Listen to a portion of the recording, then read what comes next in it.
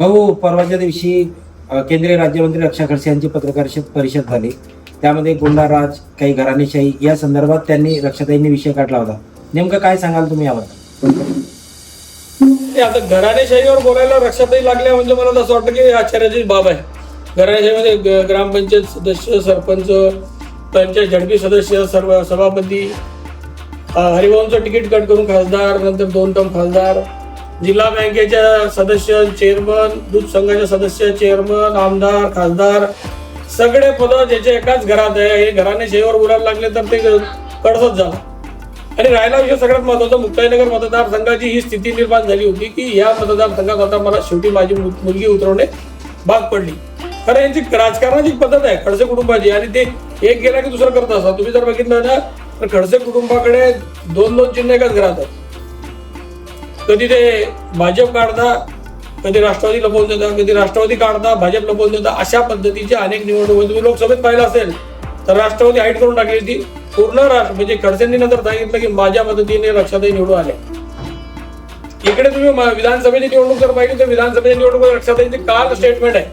काल चोपड्याचं स्टेटमेंट मी त्यांचं ऐकलं. ते काल जे बोलले की मी सोडून बाकी भाजपने त्यांना मदत केली. म्हणजे मी सोडून म्हणजे काय, केंद्रीय मंत्री जो भाजपाचा आदेश केला होता, भाजप पक्षाने आदेश केला, जो अतिशय शिस्तबद्ध पक्ष आहे, त्यांचा आदेश सोडून त्यांनी तरी त्यांची नातेवाईक म्हणजे त्यांची भावजई असल्यामुळे, त्यांची नदत असल्यामुळे त्यांनी एका मिनिटात निवडणुकीत माघार घेतली. माझ्याबरोबर त्यांनी काम केलेलं आहे. हे त्यांच्या कालच्या स्टेटमेंट क्लिअर होतं चोपड्यातलं. त्यामुळे जसं त्यांना फावेल, जसं सोयीचं असेल तशामध्ये राजकारण करणारी ही मंडळी कोणत्या राजकीय पक्षाची नाही आहे, एक खडसे कुटुंब आहे. तुम्ही बघितलं असेल मधल्या काळात सार्वत्रिक ग्रामपंचायतीची निवडणूक जेव्हा झाली तेव्हा सगळ्या तालुक्यात 50 ग्रामपंचायत निवडणूक मतदारसंघात होत्या. तेव्हा तिथे प्रत्येक गावामध्ये राष्ट्रवादी, शिवसेना, भाजप असे पॅनल होते. यांच्या कोथळीत कोणतं पॅनल होतं, यांचं कोणतं पॅनल होतं माहिती तुम्हाला माहित नसेल तर मी सांगतो. कोथळीत यांचं पॅनल होतं Khadse panel, Khadse family panel. Rashtravadi नाही, भाजप नाही, समोरून शिवसेना लढत होती. राष्ट्रवादी भाजपचं एकच पॅनल कोथळी गावामध्ये होतं. हे सेम आहे, सेम पॅटर्न हे सगळीकडे चालू होता. हे जे खालचे कार्यकर्ते आहेत त्यांचे ना सेम आहे. त्यांच्या पद्धतीत तुम्ही जर बघितलं ना तर ते म्हणताना की मधल्या काळामध्ये काही लोक राष्ट्रवादीत गेले, काही लोक शिवसेनेत गेले. तुम्ही खासदार होता त्या टायमाला लोक तिकडे गेले, तुम्ही त्यांना का अडवलं नाही, तुम्ही त्यांना का थांबवलं नाही? तुमच्याच अनुमती लोक तुम्हीच सांगितलं लोकांना की तुम्ही शिवसेनेत जाता, राष्ट्रवादीत जा, खडसेंकडे जा. हे तुम्हीच सांगितलं. हे ऑफ द रेकॉर्ड आहे. ही माहिती पूर्ण जगाला आहे. जगाला म्हणजे मुद्द्याने मतदारसंघातल्या 100% लोकांना आहे. तुमचं राजकारण कोणत्या बेसवर चालतं सांगण्याची आवश्यकता नाही.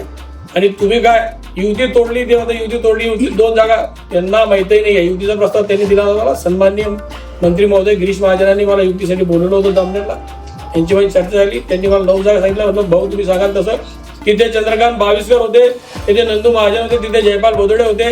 यांच्या समोर ही चर्चा झाली. मी त्यांना सांगितलं ठीक आहे आपण जागा देऊया, आपण भाजपची युती करू. तुम्ही जर बघितलं असेल तर मी सावद्यामध्ये शिवसेना भाजपची युती करत असताना मी सावद्यात फक्त 6 जागावर समाधान मानलेलं आहे. रावेरमध्ये 4च जागा घेऊन युती केली. मला भाजपची युती करायची होती ना.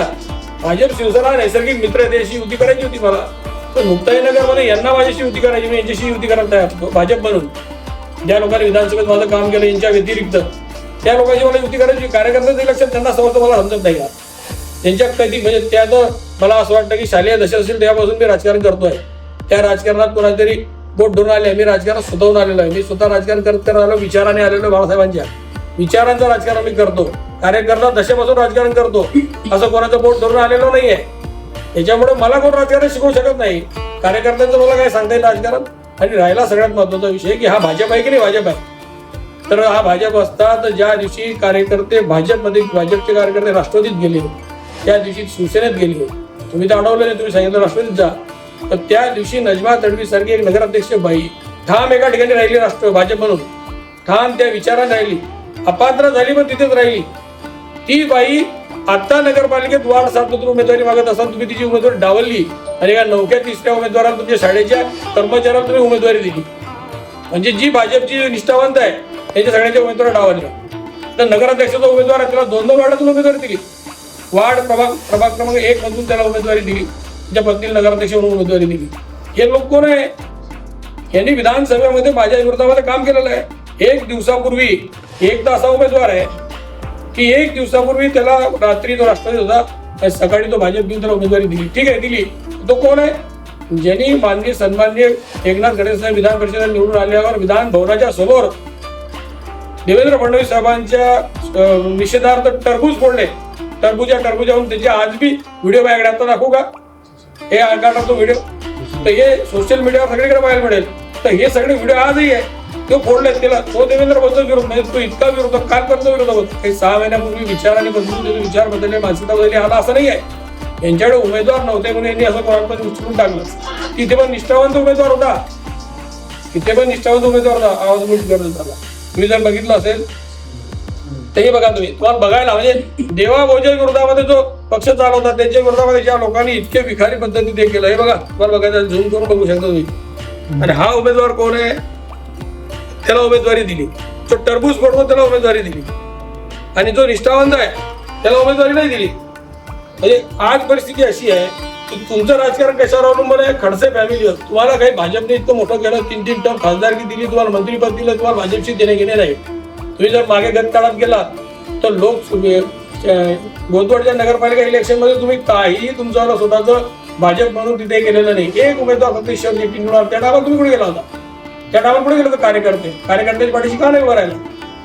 आणि तुमच्या लोकसभा मतदारसंघामध्ये माझ्या माहितीनुसार 10 पालिका आहे, 9 ते 10 पालिका आहे. तुम्ही या 27,000 मतांची पालिकेवर म्हणता की मी इतर वर्चस्व वगैरे, हा ठीक आहे ना, मान्य आहे. तुमच्याकडे साम दाम दंड भेद वापरायची तुम्ही त्या दिवशी पत्रकारांना तुम्ही त्या तुमच्या मिटिंगमध्ये सांगितलं, कार्यकर्ते साम दाम दंड भेद वापरा. हा तुम्ही वापरू, मंत्री आहे तुम्ही, पावर आहे तुमच्याकडे. 137 कोटी रुपये दंड झाल्यावर थांबवला तुम्ही. अवैध पद्धतीमध्ये दोन खणी उत्खनन केलं, थांबवलं. आजही तिथे बांधकाम तुम्ही बेकायदेशीरपणे बांधकाम करताय, कोणतीच परवानगी नाही घेता. महसूलच्या एका बड्या अधिकाऱ्यांनी मला तुमचे सगळे किस्से सांगितले स्टेजचे, हे ते ऐकून तुम्हाला असं वाटलं होतं काय चाललंय आहे देशामध्ये. आणि तुम्ही फक्त या गोष्टीवर चर्चा का करता?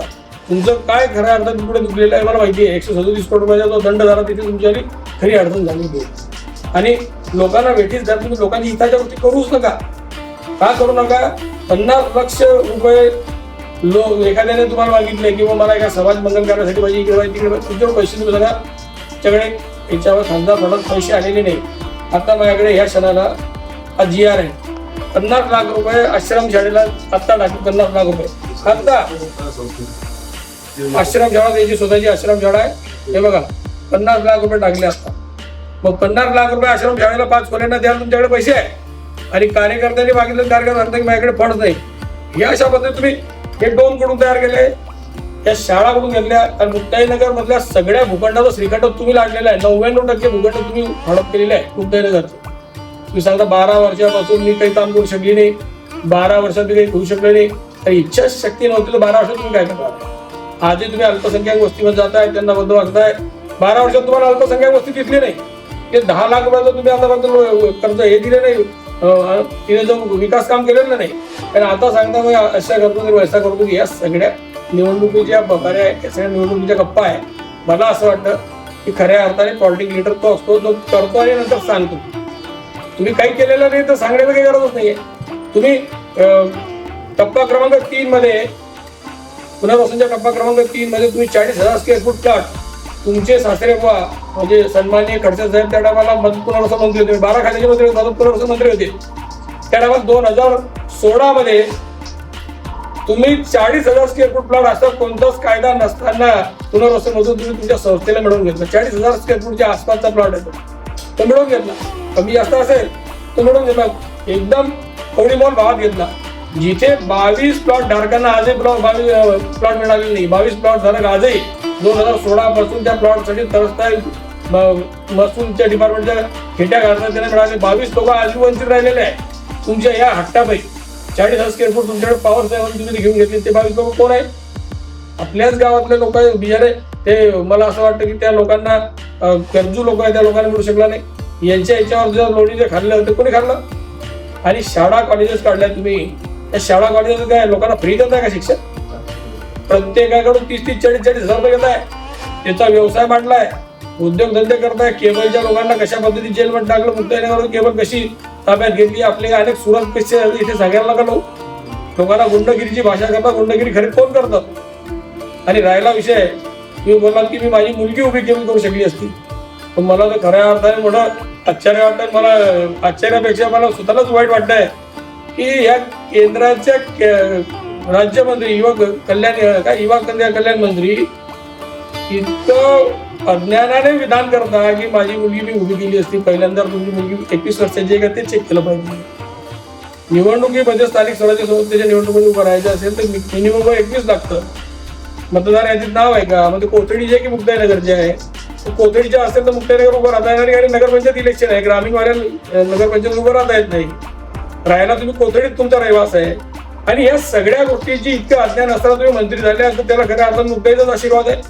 तर देवच भलं करू ते केंद्रीय मंत्रिमंडळाचं की जिथे इतके उच्च शिक्षित आणि इतके न्यायी मंत्री आहे की ज्यांना हे माहित नाही की स्थानिक स्वराज्य संस्थेमध्ये उभं राहायला काय क्रायटेरिया लागतो, काय लागतं हे माहित नाही. अशा पद्धतीचे लोक जर अशा पद्धतीने माझ्यावर आरोप करत असतील तर खऱ्या अर्थाने त्या आरोपाला किती सिरियस घेतलं पाहिजे हे पण एक नवीन विषय आहे. आणि मला असं वाटतं सवंग प्रसिद्धीसाठी ते माझ्यावर आरोप करताय. माझ्यावर आरोप करणे म्हणजे प्रत्यक्ष कार्यकर्ता होणे, कार्यकर्ता होऊन तिथपर्यंत जाणे, त्या सगळ्या गोष्टी समजून घेणे, मग नंतर आरोप करणे.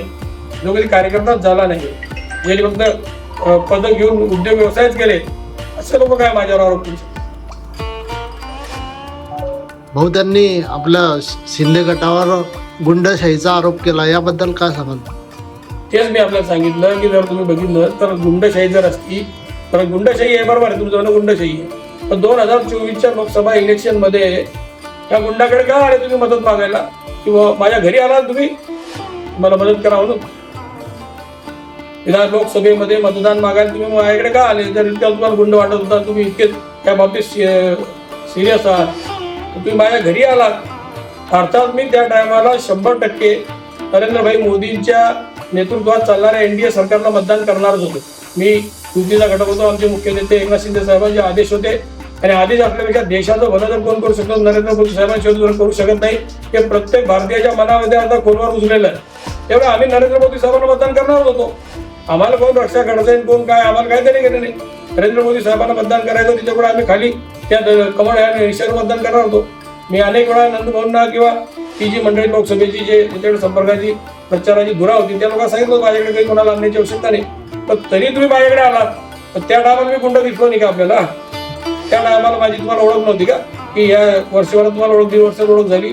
त्याच्यामुळे सोयीने सगळ्यांना कोणाला गुंड म्हणायचं, कोणाला काय म्हणायचं, कोणाला काय. तुमच्या पॅनलमध्ये लोक आहेत त्याच्यावर काय काय गुन्हे माहिती आहे तुम्हाला? त्याने टरबूज फोडलं त्याच्यावर काय गुन्हा माहिती आहे का?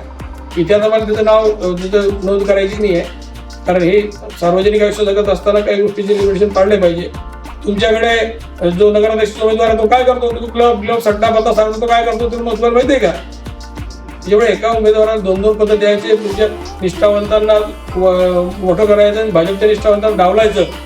भाजप हा पक्षच ठेवायचा नाही. खडसे साहेब सांगतील तेवढं राजकारण करायचं आणि खडसे साहेबांना मदत करायची, एवढं तुमचं काम आहे हे सगळ्यांना माहिती आहे. त्याच्यामुळे राजकारणामध्ये तुम्ही कितीही काही आव्हानला तरी मला असं वाटतं की ह्या मुक्ताईनगर मतदारसंघातली जनता सजग आहे, मुक्ताईनगर शहरातली जनता सजग आहे. येणाऱ्या 2 तारखेला योग्य पद्धतीने धनुष्यबाणाला मतदान करून ते धनुष्यबाणाचे 17+ नगराध्यक्ष निवडून आणतील याच्याबद्दल शंका नाही. तुम्ही किती आगपाखड करा आणि तुम्ही सांगता काय साम दाम, मला माहिती आहे तुम्ही पैसा किती टाकणार आहे, पैसा तुमच्यावर किती आहे, तुम्हाला प्रतिष्ठा कशी पणाला लागली, तुम्हाला किती रुपये टाकायचे हे मला माहिती आहे. त्याच्यावर काय उपाययोजना करायची हे बी मला माहिती आहे. मी पैशाने पुरं पडणार नाही हे पण मला माहिती आहे. पण काय करायचं हे पण मला माहिती आहे, कारण मी पण मुक्ताईनगरवर तुमच्या आधी राजकारण करतोय. आणि आपल्या सासऱ्यांना विचारून घ्या राजकारणाची पद्धत चंद्रकांत पाटलांची काय, थोडा सल्ला घ्या. मग तुम्ही काही कामांना त्यांच्या म्हणजे विकास कामांना अडथळा आणला होता असा अप्रत्यक्षरित्या आरोप तुमच्यावर केलेला होता, त्याबद्दल मला एक सांगा, जर मी त्यांच्या विकास कामांना अडथळा आणला तर BAMS कॉलेज त्यांनी जे आता बोगस केलं, बोगस म्हणजे BAMS कॉलेज इतिहास त्यांच्या निखिल खडसे टॅलेंटला बोर्ड लावलं. एकनाथ गर्जे आयुर्वेदिक महाविद्यालयाचं ऑलरेडी निखिल खडसे टॅलेंटचं कॉलेज चालू, बोर्ड लावलं. तिथे दाखवलं, तिथे ते झालं, ते व्हिजिट केली.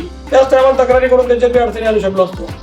आणि पण त्यांनी जे सगळीकडे ते पद्धतीवे लावले, ते उसळमध्ये दिवे लावले, हाय स्लॅम लावले, त्या टायमाला मी त्यांचा का स्टे नाही घेतला.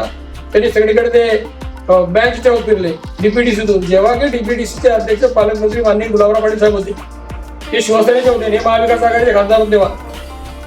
तेव्हा मी गाडी त्यांना अडचणी आल्या, तेव्हा कसल्याबरोबर त्यांनी बँच ठेवले सगळे गावोगावी, घरोघरी, गल्ली गल्ली.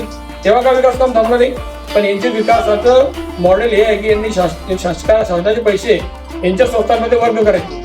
तुम्ही बघितलं असेल निखिल खडसे टॅलेंटच्या समोर त्यांनी आता एक डोम केला, कंपाऊंड केलं. कुठून केलं? शशी फंडातून केलं, त्याला कुलूप लावून ठेवलेलं आहे. सगळ्या जागा लाडल्या, त्याला कंपाऊंड केलं. तिथे आता तुम्ही बघितलं की गोदावरी मंगल कार्यालयाच्या मागे मोठा डोम केलाय. घरून केला का? नाल्यामध्ये डोम केला, अनधिकृत डोम केलेला आहे. समोर ते पेवर ब्लॉक बसवले, कशातून बसवले? अनेक ठिकाणी शासकीय फंड वापरून स्वतःच्या संस्थांमध्ये काम करण्याचं काम केलंय. सार्वजनिक काम करण्याचं काम खूप कमी केलेलं आहे 12 वर्षामध्ये. त्याच्यात त्यांनी किती काम केलं हे मला माहिती आहे. तुम्ही जर पहिला रुरबन मधून मुक्ताबाईच्या त्या तीर्थक्षेत्रामध्ये त्यांनी 2 हॉल बांधले. त्याला निखिल खडसेंच्या नावाने ते दोघे हॉल ताब्यात घेऊन टाकले. शासनाचे हॉल, जागा शासनाची ताब्यात घेऊन टाकली. एकात तुमची शाळा चालू केली आणि एक अजून तसं खंडर पडलंय. ते संतांच्या, मंतांच्या किंवा तिथे येणाऱ्या वारकऱ्यांच्या गावात पडत नाहीये. त्याच्यावर यांची ताबेदारी झालेली आहे. आता उद्या तिथे फोटोशूट करायची जर ठरलं तर ते फोटोशूट करून आपण लोकांना दाखवू शकतो की बघा काय चाललंय इथे. ही जागा सरकारची, जागा पुनर्वसनातली, बांधलं शासनाच्या फंडातून आणि ऍक्वायर कोण करतोय? ह्या स्वतः करताय. म्हणून तुम्ही स्वतः स्वार्थाने सगळ्या गोष्टी करत असताना लोकांच्या संदर्भात दाखवतो खूप की मी लोकांसाठी खूप पॉझिटिव्ह, लोकांसाठी खूप करते. आम्ही कधी याच्या शाळा थोडा व्यावसायिक चालू केल्या नाही, आम्ही करू शकलो असं असं नाहीये. पण व्यावसायिक राजकारण करणं आमचं काम नाही. बाळासाहेबांच्या पठडीतून तयार झालेले लोक आहे. 80% समाजकारण, 20% राजकारण करतो. नगरपालिकेत तुम्ही पाहिलं असेल तर 18 लोक दिले, 18 पगड जातीचे, 17 लोक दिले, 18 पगड जातीचे दिलेले, 18 लोक दिले. ते एका समाजाचे कोणते दिलेले नाहीये. गुणवत्तेवर आधारित जो काम करत असेल अशा सगळ्यांना उमेदवारी दिली. योगायोगा ते सगळे 18 जातीचे आलेले, 18 पगड जातीचे आले. नेतृत्व घेऊन येणारे सर्वसामान्य कुटुंबातले तुमच्यासारखे एका 2-2 उमेदवार देत बसलेला नाहीये. आणि तो तुमच्या बगल बच्चा आहे अशा लोकांसाठी केलेला नाहीये. म्हणून खऱ्या अर्थाने राजकारणामध्ये अशा पद्धतीने टीका करायची जर असेल तर पहिल्यांदा आपण क्लिअर असतो पाहिजे. आपण काय केलं हे माहित असलं पाहिजे. तुम्ही हे जवळ आजही विचारू शकता त्यांच्या पदाधिकाऱ्यांना की चंद्रकांत पाटील तुम्हाला युतीमध्ये वाटा द्यायला तयार होता की नाही. यांनी तर हे मी त्यांना प्रस्ताव दिला, कधीच प्रस्ताव त्यांनी दिला नाही, कधीच ते समोर आले नाही. प्रस्ताव त्यांच्या मान्य गिरीश भाऊंच्या माध्यमातून माझ्याकडे आला. मी त्यांच्याबद्दल गेलो, त्यांचं माझं ठरलं आणि दुसऱ्या दिवशी यांनी सांगितलं की नाही मला स्वतंत्र निवडणूक लढवायची. हे तुम्ही भाजपशी ती युती करायला तयार होतो. खरा भाजपच्यासाठीच म्हणतो ते. खरं भाजपचे लोक कुठे आता खरंच असले. भाऊ, एकीकडे एकनाथराव खडसे, आमदार एकनाथराव खडसे आणि आपलं जे राजकीय वैर होतं ते तर आहेच, पण आत्ता कुठेतरी जे केंद्रीय रक्षा मंत्री रक्षा खडसे, केंद्रीय क्रीडा मंत्री रक्षा खडसे यांच्याशी आपल्या वारंवार आता खडके उठता येतात. आता ही जी लढाई आहे ती सासऱ्यांकडून सुनेकडे शिफ्ट झाली का? ते ठरवतील. ते कोण कोणाकडे काय शिफ्ट करतं, कोण कोणाकडे काय शिफ्ट करते ठरवतील. माझी एका विचाराची लढाई आहे. ते एका विचाराच्या बरोबर चालतोय, एका विचाराने लढतोय. मला काही रक्षाताईंशी किंवा खडसे साहेबांची लढाईमध्ये रस नाही. मला माझ्या लोकांना घेऊन जाऊन मुक्ताईनगरला विकास करायचा आहे, सर्वांगीण विकास करायचा आहे. मुक्ताईनगर पुढे घेऊन जायचं आहे, ते मी प्रयत्न करतोय आणि ते लोकांना दिसतं पण, ते लोकांना भावतं पण. मी अल्पसंख्याक समाज असेल, सगळ्या समाजाचे लोक असेल, सगळ्या स्तरातील लोक असेल, सगळ्यांना सोबत घेऊन चांगलं काम उभं करण्याच्या दृष्टीने मी प्रयत्न करतोय. माझं काही पार्ट टाइम शेड्यूल काम नाही आहे. 24/7 काम करण्याची पद्धत आमची सगळ्यांची शिवसैनिकांची असते. गाव कट्ट्यावर उभा असलं तर शिवसैनिक सगळ्यांचे दुःख सुख जाणून त्याच्यापर्यंत पोहोचण्याचा मदत करण्याचा प्रयत्न करत असतो.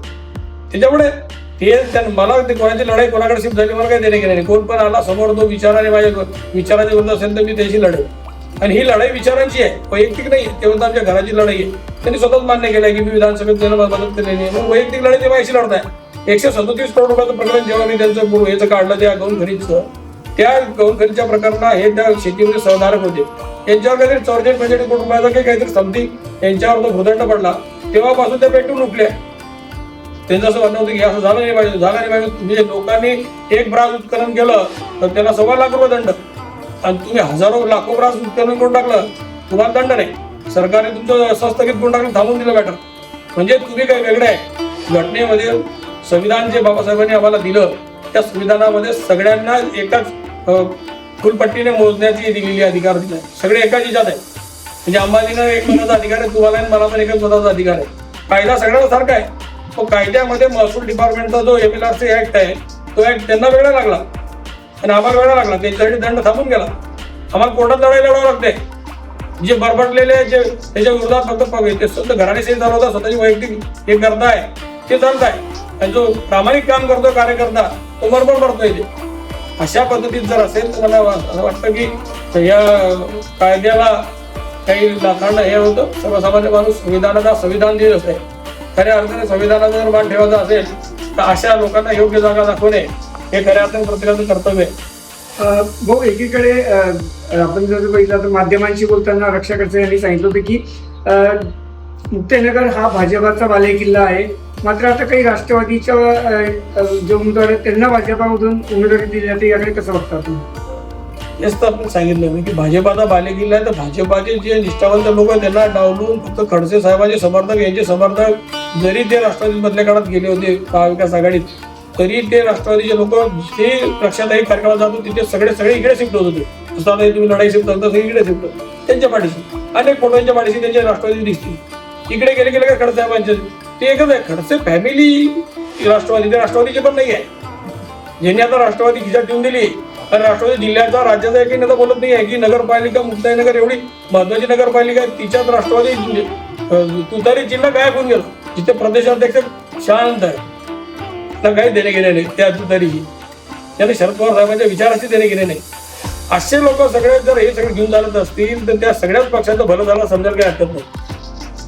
भाऊ, रक्षा खडसे आणि चंद्रकांत पाटील यांच्यामध्ये जो कलगीतुरा चालू आहे, यामुळे महायुतीमध्ये मिठाचा खडा पडेल का, असं काय वाटतं राज्याचा विषय का? नाही, मला असं वाटतं की निवडणूक आहे, निवडणुकांमध्ये आता हे सगळे गोष्टी चालतील. तर निवडणुकांमध्ये मी माझा विचार घेऊन जातो की त्यांचा विचार घेऊन जाते, पण ही शिवसेना भाजपची लढाई नाही आहे. हे खडसे फॅमिली वर्सेस शिवसेनेची लढाई आहे. ते भाजप नाही आहे, ते खडसे फॅमिली आहे. मी अगदी अधोरेखित करतो आपल्याला की ते भाजप नाही. ते खरं भाजप असतं तर मी त्यांना 9 ते 10 जागा दिल्या असत्या. जे मी सावध्यात केलं, जे मी रावेरमध्ये केलं, इथे केलं असतं ना. पण हे खरं भाजप नाही आहे. एकदा गिरीश भाऊलाही माहिती नाही, तेव्हा भाऊलाही माहिती आहे. हे फक्त वरती अमित शहा साहेबांना माहिती आहे की नाही, नरेंद्र मोदी साहेबांना माहिती की माहिती नाही. तिथे थोडं रडपण होते, त्याच्यामुळे त्या लोकांना भावनिक वातावरण निर्माण होत असेल काही, पण ते मला नाही माहिती. काही लोक सांगत होते, मी ते ऐकलं. मला पण अजून मी इथे दिल्ली मला माहित नाही. पण या निवडणुकीमध्ये आपण कन्याला उमेदवारी दिली आहे. मुक्ताईनगर नगरपंचायतच्या दृष्टिकोनातून भविष्यात नगर विकास आपण कसा साधणार, किंवा आपलं काय या संदर्भात प्लॅनिंग आहे का? प्लॅनिंगला घेऊन चालतोय. 2019 मध्ये निवडून आलो तेव्हापासून मुक्ताईनगर शहरामध्ये वेगवेगळ्या पद्धतीत प्लॅनिंग करून मुक्ताईनगर शहराचा चेहरा मोहरा बदलण्याचा मी प्रयत्न करतोय. तुम्ही बघितलं असेल की जुन्या गावाला मी चांगल्या पद्धतीवर रस्ता करून दिला. तिथून मुक्ताबाईकडे जाणार तो रस्ता केला, तो पूल केला. मुक्ताबाई आमच्यासाठी जुन्या गावातून खऱ्या अर्थाने पहिले दिंडी जुन्या गावातून जात होती. तो मधल्याकडे पूल पाडून टाकलेला होता, कुठून गेला तो पूल बांधला, मी बांधला. तो रस्ता मी केला. ती एक भिंत बांधून टाकली होती तिथे, त्या भिंत मी तोडून तिथे लोकांना जाण्याचा मार्ग मी केला. जुन्या गावामध्ये अनेक सुविधा मी केल्या. जुन्या गावात जर बघितलं असेल तर जुन्या गावात अनेक सुविधा केल्या. जुन्या गावात अल्पसंख्याक समाजासाठी मोठा एक आपण याचा विषय करतोय, ईदगाहचा विषय करतोय. तिथे त्यांच्यासाठी प्रत्येक समाजासाठी आपण हॉल करून दिलेले आहे. अनेक नवीन गावातही आपण आता पाणी योजना जी एक अतिशय सुंदर पाणी योजना आपण 22 कोटी रुपयाची आणली आहे. याच्यातून आपण लोकांना मुबलक आणि शुद्ध पाणी देण्याचा प्रयत्न करतोय. कॉम्प्लेक्स आपलं टेंडर झालं, कॉम्प्लेक्स आपण काम लगेच करतोय, जिथून बेरोजगार रोजगार उपलब्ध होईल. आपण एक विजन घेऊन जातोय. डीपी प्लॅन आपण तो मंजूर करतो. त्याच्यामध्ये आपण एक स्टेडियम घेतोय, 8 एकरवर स्टेडियम घेतो, मोठं स्टेडियम घेतोय, जेणेकरून तिथे तरुणांसाठी खेळांसाठी एकदम चांगल्या पद्धतीचं एक व्यासपीठ करतो. असं अजून अनेक गोष्टी आपल्या नियोजनामध्ये आहे आणि या येणाऱ्या काळामध्ये आपल्याला करायचे आहे. म्हणून विधान या नगरपालिकेच्या इलेक्शनमध्ये आपण सक्रिय सहभागी नोंदवून लोकांना विनंती करतो की आपण जर आम्हाला संधी दिली तर शहरामध्ये 5 वर्षामध्ये आपण अनेकांना संधी दिली आहे, पण आता आम्हाला जर संधी दिली तर 5 वर्षामध्ये शहराचा चेहरा मोहरा बदलून गावाकडून शहराकडे वाटचाल करण्याच्या दृष्टिकोनातून हा प्रयत्न जो होता तो 100% त्या याच्यावर आणून ठेवणार आहे, त्या लक्ष्यावर आणून ठेवणार आहे. चांगलं सुंदर सुबक शहर आणि विकासात्मक शहर करण्याचा, बाजारपेठेच्या बाबतीत चांगली बाजारपेठ उभं करण्याचा आमचा प्रयत्न आहे.